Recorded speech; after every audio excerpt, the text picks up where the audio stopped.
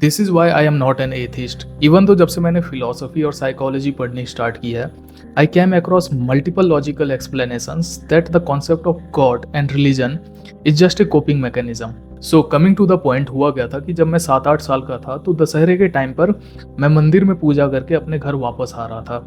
And मंदिर और गांव के बीच में एक केले की खेत हुआ करती थी। एंड उस केले के खेत के बीच से एक पतला सा रास्ता गांव और मंदिर को कनेक्ट करता था।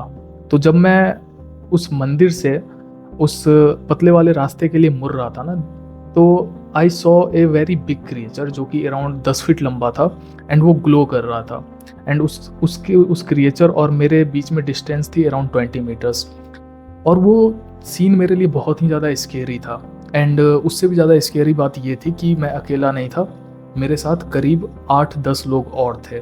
हम सभी ने उस क्रिएचर को देखा and we all got very very scared.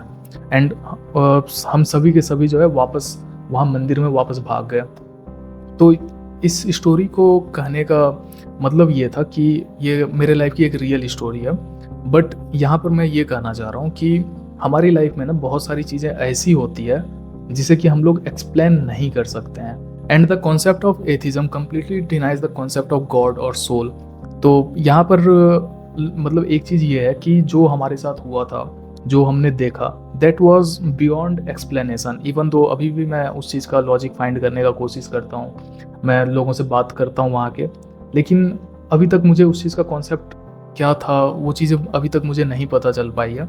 Even तो बहुत सारे लोग यहाँ पर आर्ग्यू करेंगे कि you are feeling this gap of knowledge, जिसे हम बोलते हैं ना, एक आर्ग्यूमेंट है ना, गैप ऑफ गॉड, ये वाली चीज़ कहेंगे। लेकिन आई थिंक कि बहुत सारी चीज़ें ऐसी होती है और बहुत सारी चीज़ें ऐसी है जिसे कि हम लोग एक्सप्लेन नहीं कर सकते हैं, साइंटिफिकली भी एक्सप्लेन नहीं की जा सकती है।